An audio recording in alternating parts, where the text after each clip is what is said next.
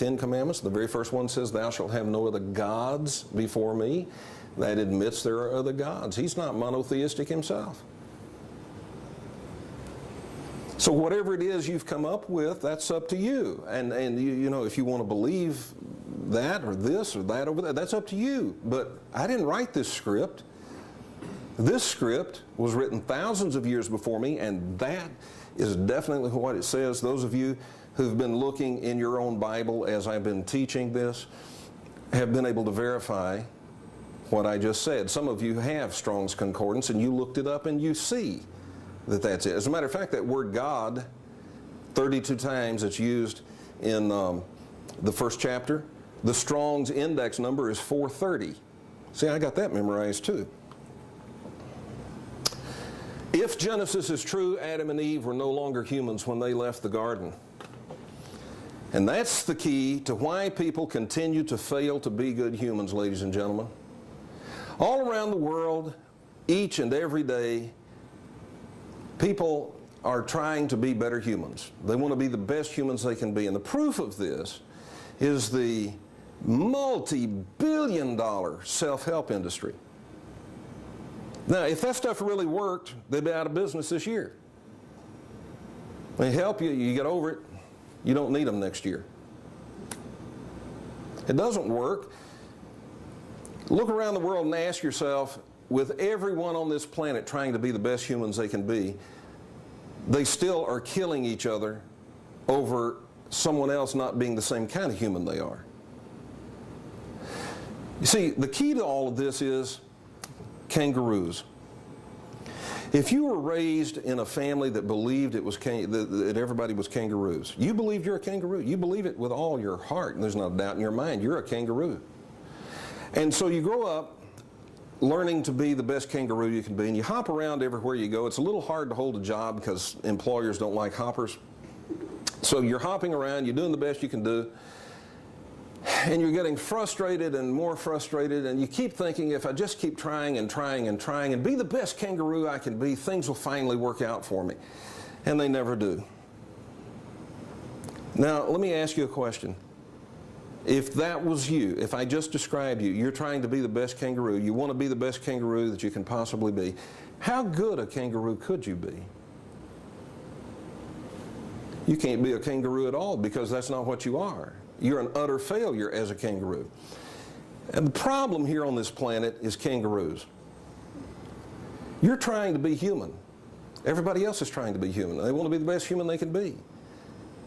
The last humans expired many thousands of years ago. When Adam and Eve left the garden, they weren't human. If Genesis is true, we are genetically related to the gods. We are Elohim. And trying to be human is certain failure. We need to be learning to think above that. We need to be learning to think in the realm of the Elohim, because you can't be what you aren't.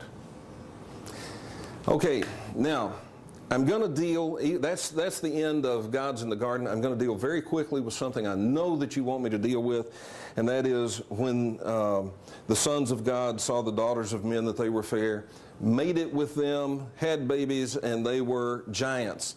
And you want to know about that. That's actually in the next book, and would have been in the next seminar had there been another seminar. But since there's not going to be another seminar, I'm going to tell you about it. First of all, Elohim are not angels. They are not the Nephilim. And what it says, it's in Genesis chapter 6, what it says is, B'nai Elohim, sons of God. You know what that means? What is Elohim? That's the children of El. B'nai Elohim, the children of the children of El. God's grandkids, El's grandkids. They're Elohim, but they're the second generation.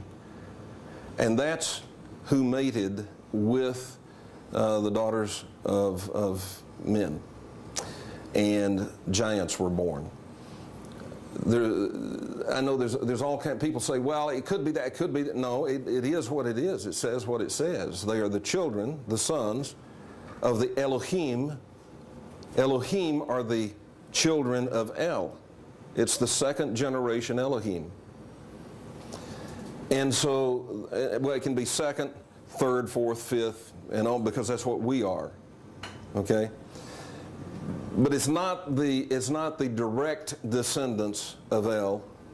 It's their kids and grandkids and great-grandkids and so forth. And they mated with the daughters of men, and giants were born. Why? Well, look at the Anunnaki. Look at the pictures of the Anunnaki. The Anunnaki were giants. They were much, much larger than the Sumerians. Sumerians were about yay tall. Anunnaki were very tall. If you looked at those pictures that I showed you of some of the Anunnaki gods, man, they had feet that long. They were huge. These were huge guys. All right?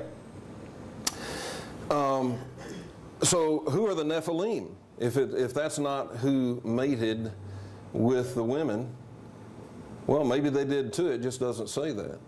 It says the sons of God did. And they got in a lot of trouble for that. As a matter of fact, what happened was, by doing that, the offspring wind up with more genetic material that's Elohim than they were allotted by that breath of life. And that ticked the Lord God off. And it says they were really violent, and they were just brutes. And according to Genesis, that's what brought about the great flood.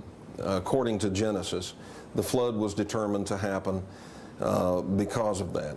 And there was, the thing is that you have one family that still has a pure bloodline that was not mixed with that extra Elohim genetic material. All right, we're going to take a break, and then after this break, we're going to take a break for 5 minutes. After this break, we're going to open up the telephone lines, and I'll answer any questions you might have. I'll be open for any questions and answers you may have. I'll do my best with them, and we'll do this for a minute or two and see if anyone calls. If nobody calls, then we'll close the seminar. I do want to say that this has been a great privilege and a pleasure for me, and I hope you have gotten something out of this. Now, some of you may say, well, now I know what he believes. No, you don't. You know what I know. You don't know what I believe. I didn't give you anything that I believe. I mean, this is not based on belief. This is based on what the text says. Okay? You may have some questions about some of the things that you heard me say, and maybe I moved too quickly through it for you, or maybe you have some questions, you just want some more detail on something, and that's fine. And we'll leave the phone lines open here for a few minutes. Let me say this. 5 of you are going to get my book free of charge. Now, even if you've already got my book, that's cool. You can give it to somebody else. Here's how you're going to get it, okay? If you liked what we went through here today, if you thought this was interesting, you thought this was a good seminar, I need you to make me a little videotape, okay?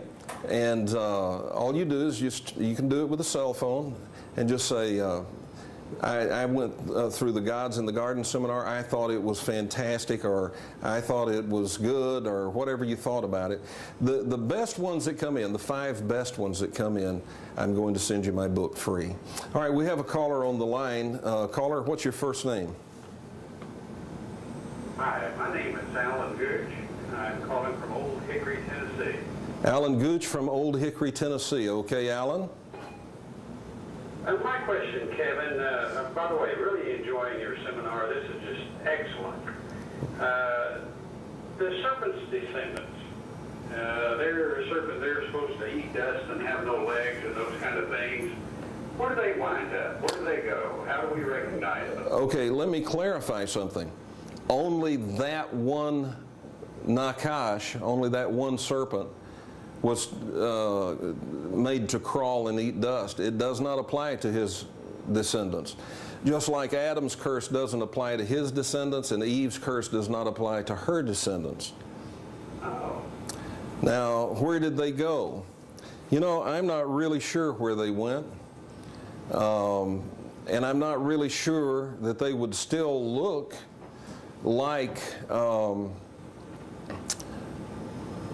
know, a reptile. Maybe they would. If you've been listening to the show for very long, you may remember that after Katrina, after the hurricane, I had Joe Montaldo on the show.